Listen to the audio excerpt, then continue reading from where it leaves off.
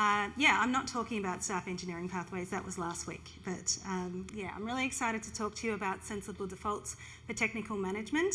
I feel really honoured to be here today. I am from Melbourne, and today I'm honoured to be on the lands of the Whadjuk people of the Noongar Nation, and I would like to acknowledge them as the traditional owners and pay my respects to their elders past and present, and thank them for their continued custodianship of these lands. And I'd also like to extend my respects to other Aboriginal elders who might be here with us today. So thank you. First, I'm going to introduce myself because I haven't been to Perth before. I don't know how this has happened in my, I'm not going to say how many years of life. Usually I'll go to a tech conference in Melbourne and I know everyone, but I don't know any of you. So a little bit about who I am. So I am a cats over dog person because they're low maintenance and they're not so needy, and that kind of suits me. These two little terrors I adopted during COVID. They upsold me. I wanted one, I got two. Now they terrorise my house. I get to hang out with these incredible humans when they get off their devices. I'm also learning what it's like to be a parent of teenagers, which is a whole new ball game. And I like to do cold water swimming. In Melbourne, we just call that swimming. And many times a week, you'll find me in the bay in the morning, starting my morning with a nice cold water swim with some incredible women. Which means we stand around in like really big jackets to wait off the hypothermia afterwards. And the other thing I do is I'm the founder of a group called Tech Leading Ladies. We've been running for about 5 years now. Started off in Melbourne, and then something happened to make us go remote, which actually opened us up to having members across Australia and New Zealand, and actually Malaysia now, which is exciting. So I'm going to start my story back in the 80s. So I was a very small child at this time. I still am pretty small. I'm fun size. I like to say that I'm fun size. But when you are a small child, this can be really quite hard. I was, always picked last for the sports teams at lunchtime or in PE. And what I found was people would just kind of make this snap judgment about me and what I could do based on my stature, shall we say. And what I found after time was I kind of opted out. I stopped trying because I thought, well, they must know something that I don't. They must know that I can't do it. So I won't give it a go. And this, after time, just reinforced my lack of any skill or ability, while the people around me kept getting better and better and better at their skills. So the sad part was, later on I learned I was actually pretty good at sports. I did these sort of solo sports like martial arts and swimming and stuff. It's just a shame that I hadn't recognised that in myself earlier on. Did anyone else get picked last in sports class? Or just a couple of hands, but I'm sure we can all find a story from our childhood where we felt like we were in this out group and then it was really hard to participate. So when you are in this group, there is no safety in giving it a go because you might fail and then you've just proved them all right. And so we really hold ourselves back. So now I'm going to fast forward for 20 years. I'm a junior developer. I've just finished uni. I'm a grad, I've got a job, and this is what my workstation looked like at the time. The memories.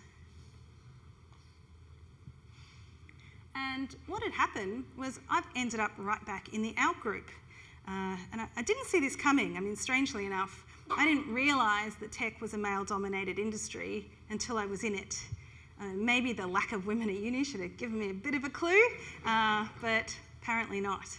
But I was really lucky because my very first job was the dev team was mostly women. So it was with a small consultancy. The founder and CTO was a woman, and most of her team were women too.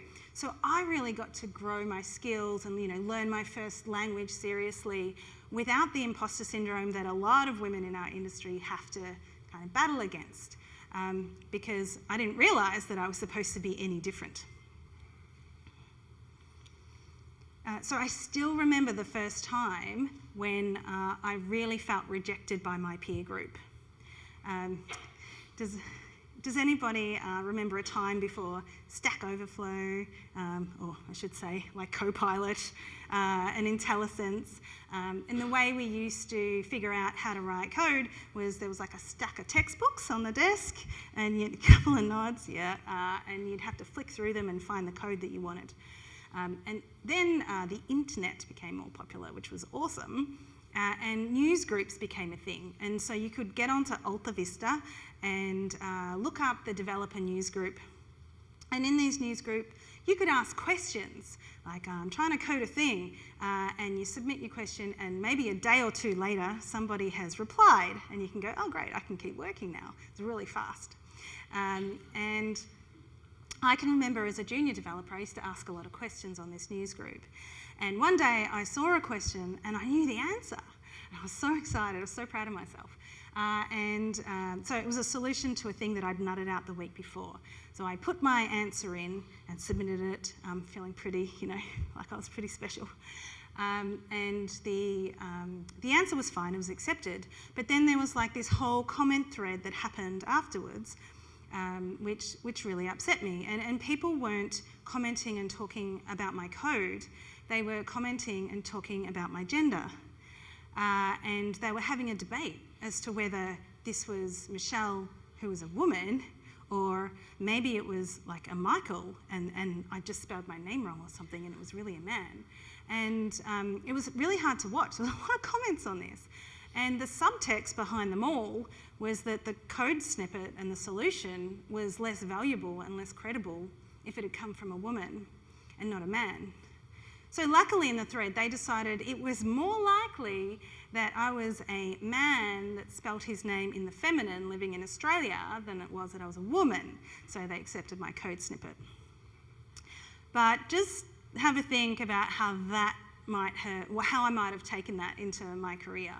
So I didn't want to contribute to Stack Overflow after that. I didn't want to contribute to open source. I was actually really worried and I had a lot of anxiety about how I would be reacted to when I put myself out there. So I didn't. So we're going to skip forward another 10 years or so now, and this is my team. I'm working for a SaaS company that shall remain nameless in Melbourne, and the engineering team, there's about 40 people in it. So a lot of people who publicise the number of women in tech in their companies suggest there's around 17 to 30% women in tech. So any of us that are actually in the engineering team know that this number is like highly inflated. And when we talk about engineers, it's really less than 10%. I mean, it's pretty obvious when you're the only one, right? It's not going to be 30%. So what this means for our industry is most of the decisions about software development are being made with no women in the room.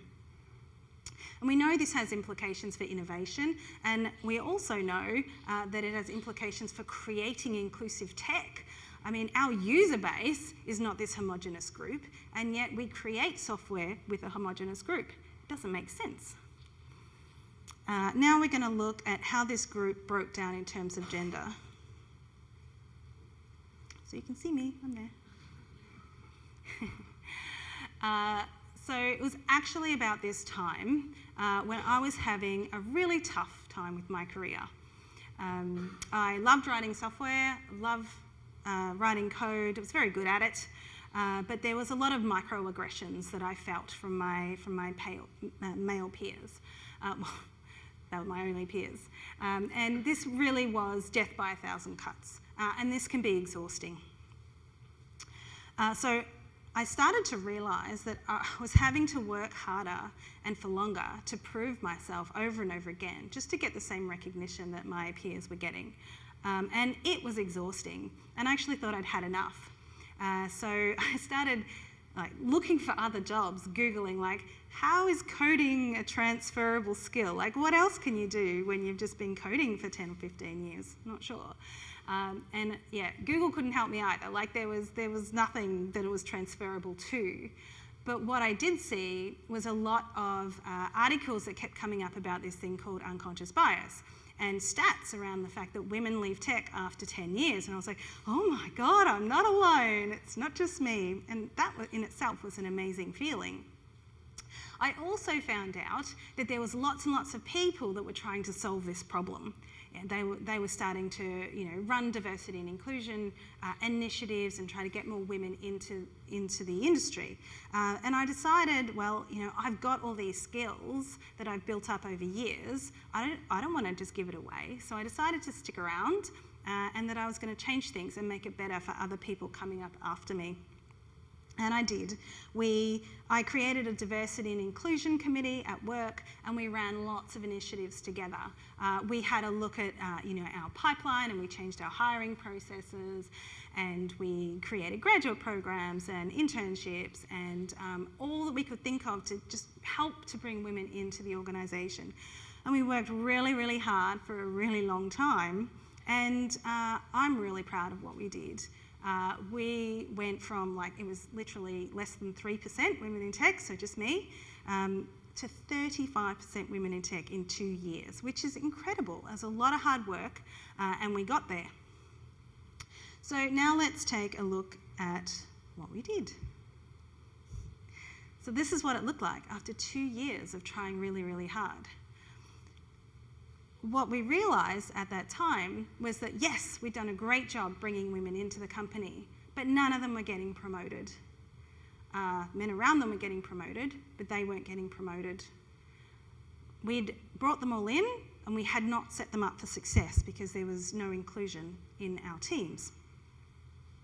So the real kicker is that the people doing all the hard work to support women in tech were women in tech.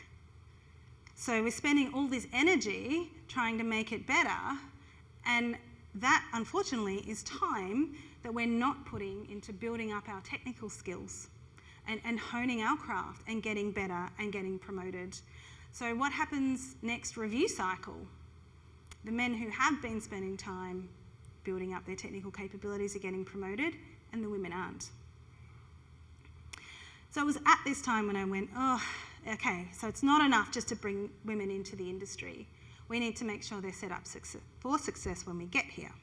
And that's when I created Tech Leading Ladies. So I shifted my focus from sort of, teaching girls to code and women at uni and stuff. And I started looking at the women that were already in the industry and making sure that they had pathways to leadership and to promotion.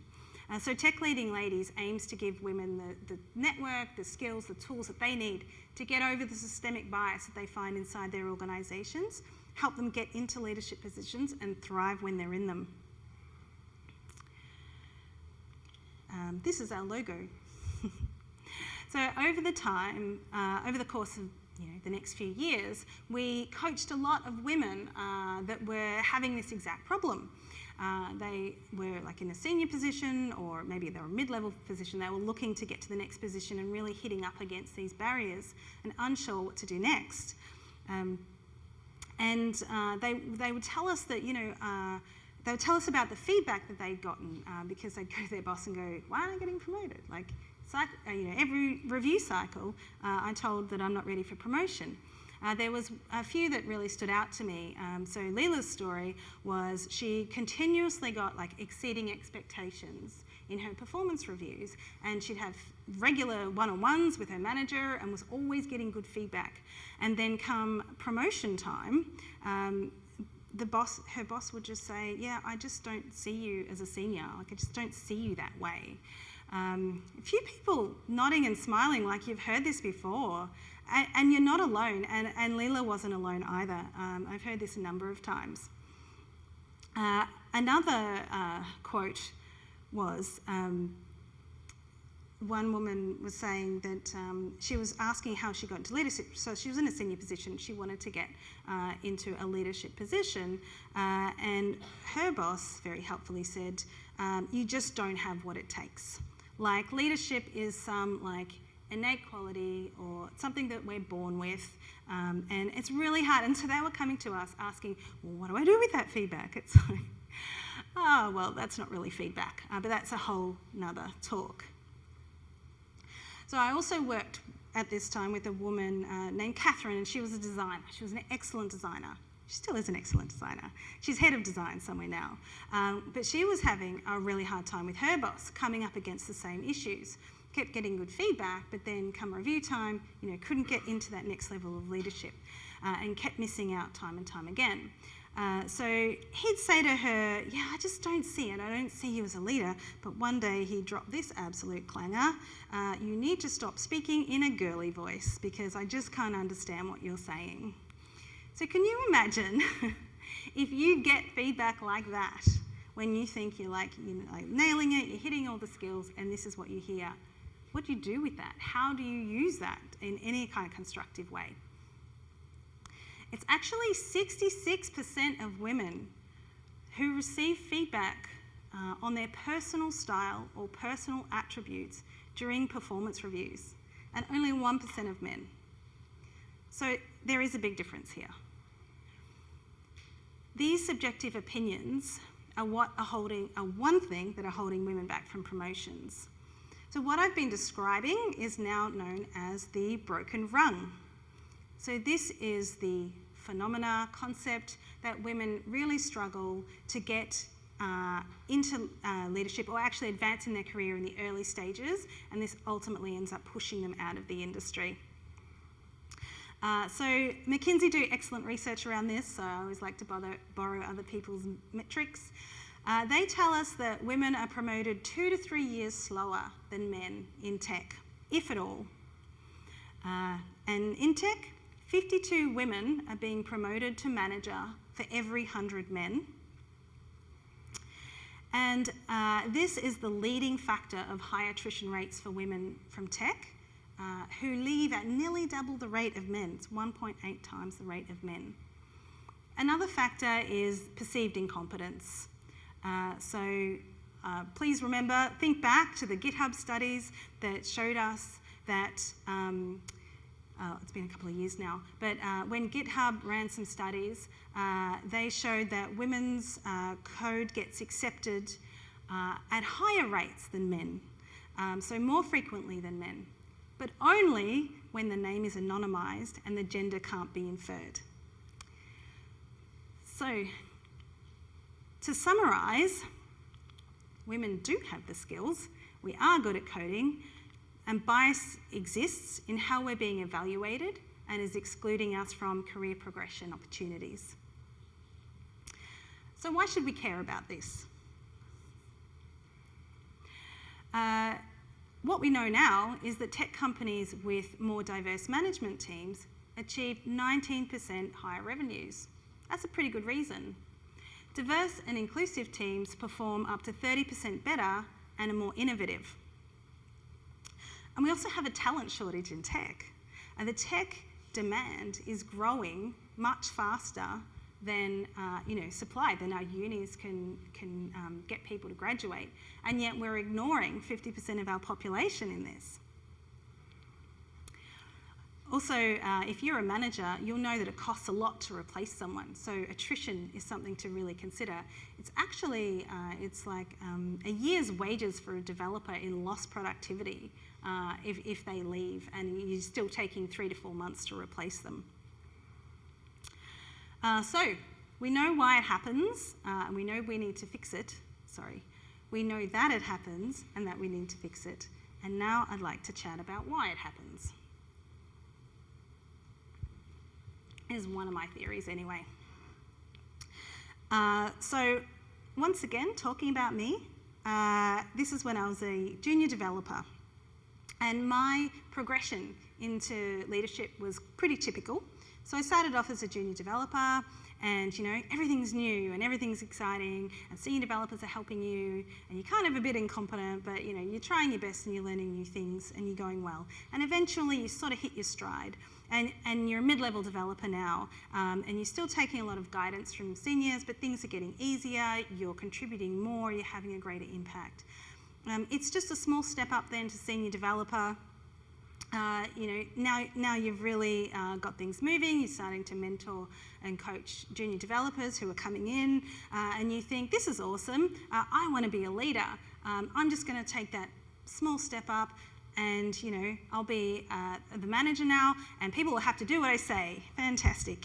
But actually, it's not a small step up at all. And in fact, you go from being a senior developer where your skills are highly sought after and honed, and you're very good at what you do, to being like a brand new baby manager. And there's this whole new skill set that you didn't know you had to learn. And this can be a really tough time for a lot of new managers. So on average, people are in this role, so this like team lead role, for 18 months in their career.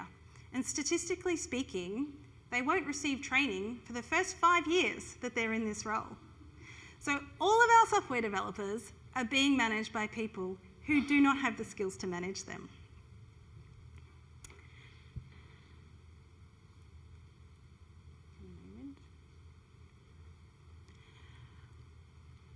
Some of the challenging parts of becoming a new manager, and I've seen a few nods, so a few people are going to be with me on this, is all of a sudden, you know, you have to be a psychologist to people. You have to help them with their performance reviews. You have to give them meaningful feedback and have one-on-ones with them. All this stuff is really tricky if you've never had to do it before. And what if you need to promote someone? What if you've got 2 people that want to go for a promotion in one position? Like, how do you do that? These things are all really tricky. And what we don't have is any sensible defaults that can help us to get there. So,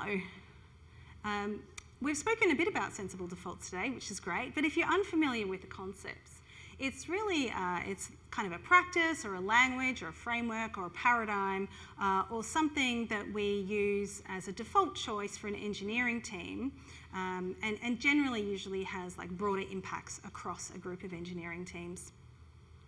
So when we are coming to tackle a new architectural challenge, we might look to the industry to figure out, you know, who's done this before, how have they solved it, and use that as our sensible default going forward. But then when it comes to people management, we kind of forget this great practice that we know about finding a sensible default, applying that and running with it, and we start reinventing the wheel. And we kind of use our own limited subset of knowledge and our own limited experiences to help guide how we should be managing this vast array of people we potentially have now. So a big problem with this is if you're a new manager who's just stepped up from senior developer and you're starting to figure all this stuff out, your peers are probably doing the same thing. So it could be that, you know, you've got 5 or 6 peers that are all going off and defining your own ways of working, and there's like no consistency across the team or the group. So over my many years of managing teams, I've found that career growth frameworks for hiring, reviews, feedback, and promotions are the best thing or the closest thing we have to sensible defaults for tech management. Has anybody heard of a career growth framework before? Is it a few? Great, okay. So if this is something you're unfamiliar with, sometimes they're called skills competency frameworks or competency matrix or skills matrix, or essentially it's a list of skills that you need to be a high-performing developer, and it's got descriptions against it, and it might even have examples, and it tells you how you should be performing these skills at each level. So what that looks like for a junior, mid, senior, etc. And what we don't do very well is define what it needs to look like.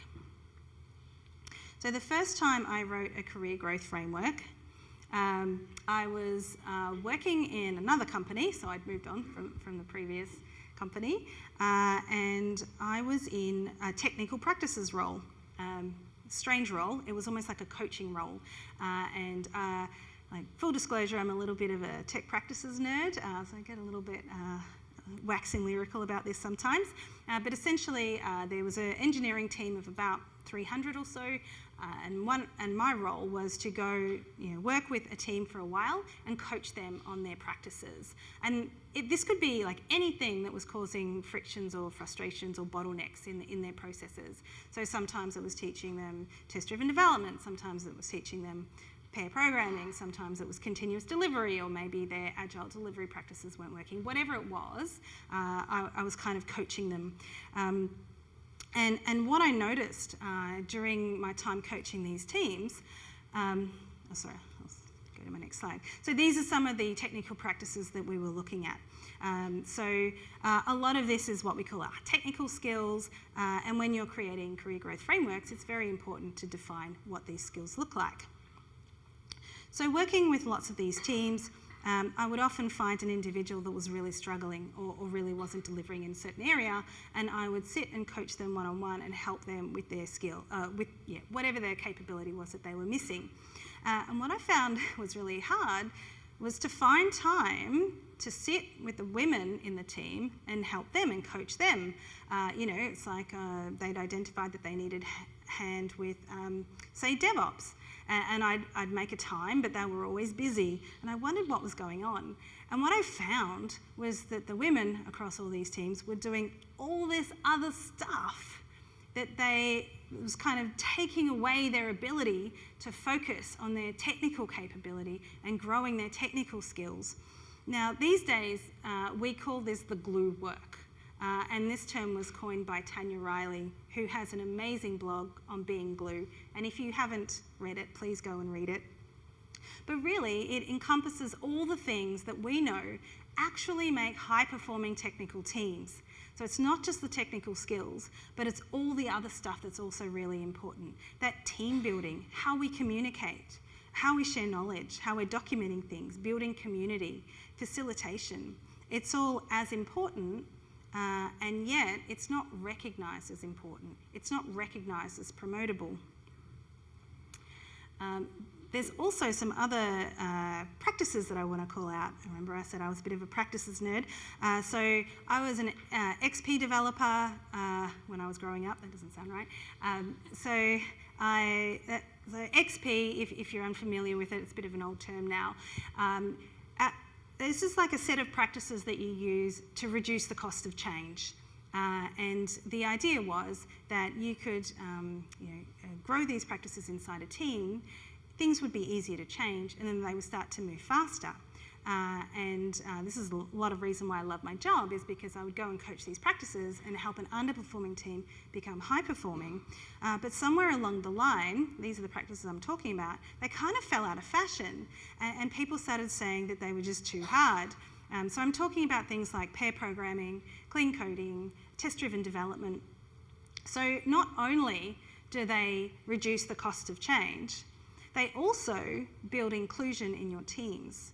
So especially these three together really help to, if you need to onboard someone new and you have good practices around this, they're going to get up to speed really quickly.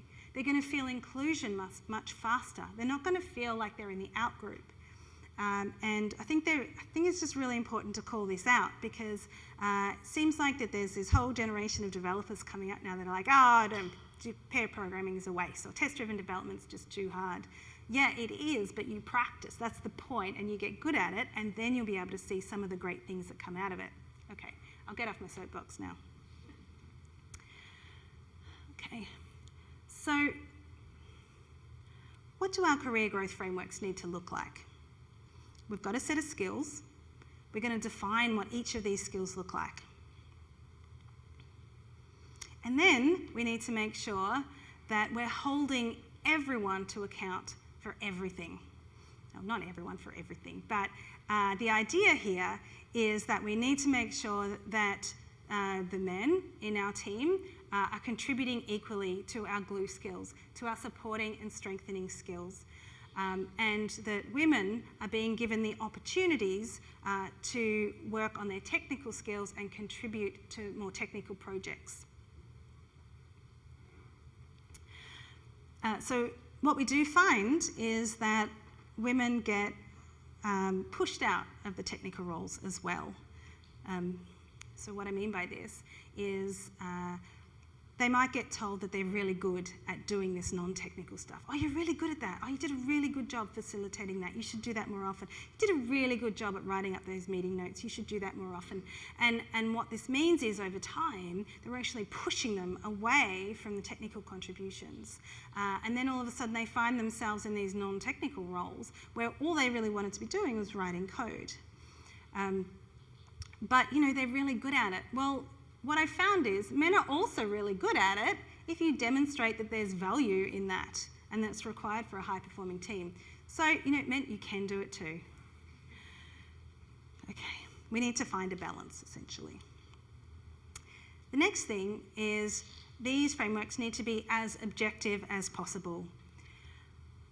We don't want people to use their own subjective and narrow viewpoints to decide what good looks like. So we need to codify this. And we're good at codifying things, luckily. So this is where you could work with your peers and across teams and come up with a definition for yourselves. Find out what good looks like and write it down. So we want to make it clear what behaviours and day-to-day tasks and actions would be required to be performing well in these skills at each level. And use lots and lots and lots of examples. So we don't want people to bring their own interpretation that's completely different from the interpretation of someone else. So really spell it out, and that's the way we can make it much less subjective. In case it wasn't clear, I'm just going to put this on its own slide. Include all the contributions that people are making to create these high-performing and innovative teams. Make the glue work objective. Spell out what it looks like in a way that's really, really clear. So, a bit of a caution. Please don't codify your current cultures. I have seen these career growth frameworks created with literally no women in the room. And they're like, oh, but it was the leadership team that created it. That's great, but if you don't have women and underrepresented people in the room, then you're not including them in the behaviours that you want to see. So I was speaking to a CTO recently. I'm going for time. Speaking to a CTO recently, actually, on Friday, and he was telling me about how wonderfully inclusive his team was, and he was saying he doesn't have a problem with inclusion in his team. In fact, the 2 women in his group of 50 told him that everything was okay. And I think a really important call out is inclusion is one element or one ingredient for belonging. And if you had asked me maybe 10 years ago, maybe 15 years ago, if I felt included, I probably would have said yes, even though I wasn't. But I didn't know any different. Like, that's how it had always been. So I didn't know to tell my boss that I didn't feel a sense of belonging. I didn't understand what all the microaggressions were doing in the day-to-day. It's very recently that I realised what belonging is. I currently have 2 co-founders. We're all women. And I get it now. I get why belonging is so important. Like, we can have a meeting and no one's mansplaining to me, no one's interrupting me, there's no microaggressions, and I feel like I can bring my whole self, and I feel like I can make mistakes and be vulnerable. It's for the first time in my life, so it's taken a long time in my career to get there. All right. Next, the power of the written word. So it's very important that we're documenting our career growth frameworks, and it's not something that you might say to one person and then you'll say roughly the same thing to a next person. You want to make sure that it's actually documented and written down. So once it's written down, people will argue with you less. So managers spend less time convincing people that they need to mentor juniors in their team, that actually it's really part of your role if there is a data point standing between them and their promotion. Okay, so I've given myself a merit award. Created my first career growth framework. And so by talking to all these teams and doing all this coaching and capability uplift, it was becoming pretty clear that we needed to document something. We needed to pull something together and create a framework so that software engineers could look at it and understand what they needed to do to get promoted and even be high performing in their current role.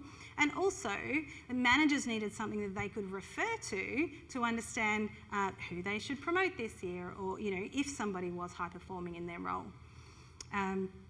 So not a small undertaking. As I said, there was 300 software engineers. We created a group, so there was a working group that was creating this framework. We ran workshops with people to gather all these really rich data points and examples. There was a lot of stakeholder engagement involved. There was lots of change management involved. And eventually, we created this career growth framework that we were really proud of. And the first time that we ran this and we did annual performance reviews, there was a bit of a surprise. Well, not to me, but we found that people from underrepresented groups were getting promoted and even getting pay rises at much higher rates than they were before. So kind of, found all this talent that we didn't know existed. We found all these people that were actually performing at a senior level, but kind of disengaged because they weren't being recognised for it. So being able to recognise them was incredible. There was one particular woman named Annika, and her manager said to her, "Annika, why didn't you say anything to me?" He looked at her data, and she was clearly, outperforming, overperforming for her role. And she said, "I just gave up asking about 3 years ago." So Annika had a series of managers, working for a big company, who you report to can change over time, and there was no consistency between them, and none of them had understood the value that she was bringing or the contribution she was making.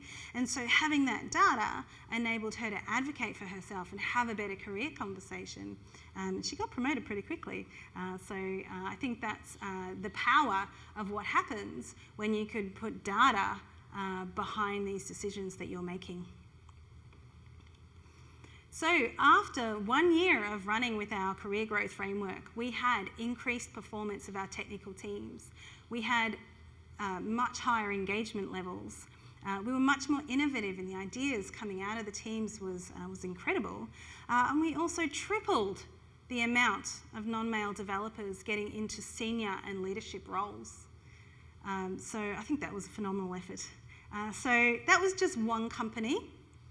Imagine what difference this would make if we did this across our entire industry.